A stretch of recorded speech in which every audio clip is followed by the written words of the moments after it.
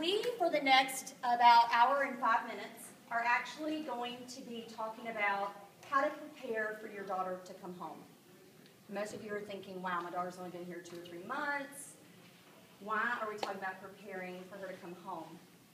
What I want you to know is you are actually preparing for your daughter to come home the first day of her program. Because every day is a stepping stone towards the end. And so it's not just about getting through the program and then towards the end, oh my goodness, we're going to prepare this home contract. We've got our counseling. She's doing so much better. Now she's going to come home and we're going to have our little girl back and life's going to be great. That is the beginning of a whole nother level of the relationship once they actually make their transition back home. So what we're going to do, of course, I've jumped around today. I've actually shared some of my information that I was preparing for this session earlier. So if you haven't been able to tell already in working with me on the phone and seeing me today, I'm a little ADHD. I am very aware of that, and I have learned to work through that, and I appreciate you working with me on that. So I jumped around. I shared some of my personal story from the standpoint of I've made that tough love decision. But what I want to go back to is share with you a little bit. And we're going to do some reflection work through this because it's in our reflection time that we learn what we want to do down the road. So there's a few things that I learned in going through this with my son. In 2007, he was 14 years old. He was the youngest of 3. And of course, by your 3rd child, you think, I know what I'm doing. I've got this down. The other 2 are doing great. They're rocking and rolling, and not so much. The 3rd one, the wheels fell off. And what I learned, first and foremost, which I already knew it, but it was the reality that I had to face on the youngest, they're all wired differently. And I hear a lot of parents go, well, my other 2 or 3, or my other whatever, I just don't get it. And they're wired so differently. And so for me, it was that first recognition of, okay, we've got to go back to the basics here. He's an individual. How do we meet those individual needs? But there were some things that I began to have to look at myself because for so long the focus was on his behavior, his choices, and the dynamics in our household that were playing out because he was 14 and pretty much in control of our house and had been, although I would never have admitted it then. We as parents, we've got it all together. So there's some things, too, that we kind of go into denial, that little fleeting remedy that we resort to so that we can survive to get through rough days. And so I had to really start peeling back some of those layers of denial that I had as a parent, some of those preconceived notions that I had as a parent, those expectations that I had as a parent. And I had to really move beyond just focusing and looking at my son, and I had to begin looking at myself. And that was a pretty tough thing to have to go through because we as adults have already reached a place. We've got married, we've had children, we're in our careers. We're at a place where we really don't want to have to revisit certain things. But what I began to realize is there were certain things inside of me that I had possibly not dealt with from even my own childhood. I don't mind sharing it all and telling you there were things that I had truly just stuffed. And it was through my child struggles that I was willing to actually take a look at my own. And it was going through that process and that humility, that willingness on my own part to look in the mirror and be honest with him and own up to where I've made mistakes. And I'm not talking about going back and telling your child all the things you've done wrong. That's not what I'm talking about. I'm talking about that personal reflection that you take a look at yourself and you're willing to be transparent and say, I don't have all the answers. And I'm so sorry that it reached a point that I had to make this decision. But I wanted to know you were alive. I did not want to get that dreaded phone call or knock at the door. I didn't want to go visit you behind bars. I believed in you enough to make this decision. And so, as much as it would be better if we parents could go away for 10 or 12 months and have everybody take care of it and they want to stay home and pay the bills, that's not reality. And that's really how I had to reach it with my son.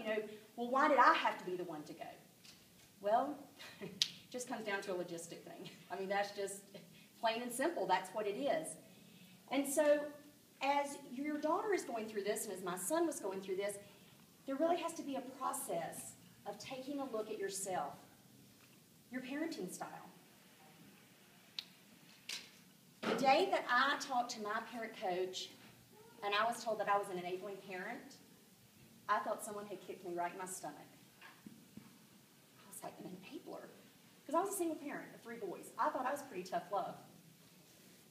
And I began to work through, and they asked me certain questions, and I went, oh my gosh, I am an enabler. And so for me, it was the first moment for me to start going, okay, how have I enabled some of this behavior? Not to put blame, not to go, oh my gosh, it wasn't my child, it was me. That's not what I'm talking about. It's where do I fit into this formula? What is it that I'm doing that's contributing to either making these things worse or preventing him from getting the message that he needs? Maybe you're the helicopter parent. Any of you ever heard that term? Maybe you're the one that you're running around and you're trying to keep it all together because, God forbid, the wheels fall off. And 1, my child stumbles, or 2, I have to face the fact that I wasn't able to make it all happen. I wasn't the perfect parent. And so you're constantly behind the scenes. You're their secretary, you're their cab driver, and some of that goes along with being a parent. There's no question about that.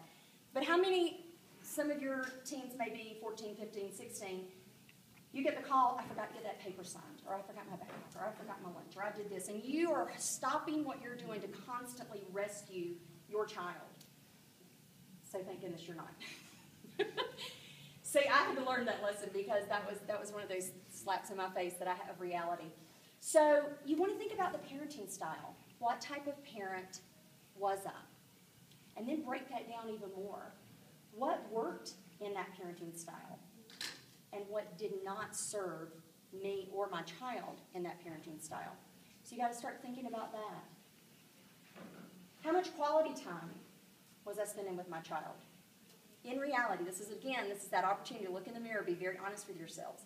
Nobody's asking you to write it down or put it on paper, but let's think about it. Were my priorities right? Did I have a system of spending time with them, putting the cell phone down, not cooking dinner, texting, oh yeah, how was your day, not multitasking as we're all so good at this day and time because, let's face it, we've got to pay bills. So really figuring out the dynamics of that relationship.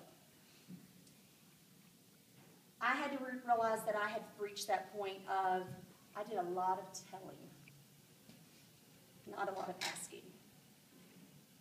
And what I came to realize is my son was a lot brighter than I realized emotionally. I'm not talking about academically. He knew a lot more than he was ever willing to let me know, or I was willing to let him share because I was never asking him anything. I was constantly telling. I was constantly directing him. I was constantly maneuvering and handling everything. He didn't have to. And so what I was doing was actually kind of preventing him from taking personal responsibilities and accountability. And so maybe for your daughters, maybe there's been a lot of more telling than there is guidance. And there is a time and place as parents that we have to set certain instructions. And we have to set certain guidelines. But as they grow, we also have to make them part of that process. And it has to be kind of an open discussion. So really going through and thinking about what life was like when they were home, what worked, what didn't. So this journey, this preparation for your daughter to return, even though she may not be coming home for many, many more months, if you haven't already, today is the day I would like for you to start entertaining those preparations, not just for the physical return home, but for the emotional dynamics that play into her therapeutic process and yours as well. So what we're going to do, I'm going to mix this up a little bit. We're going to go to the tables in the back, grab a pen. I have some handouts there, and we're going to kind of work through a couple of exercises, and then at the end, we're going to kind of do some Q&A time and go through this. So quickly grab your water, whatever.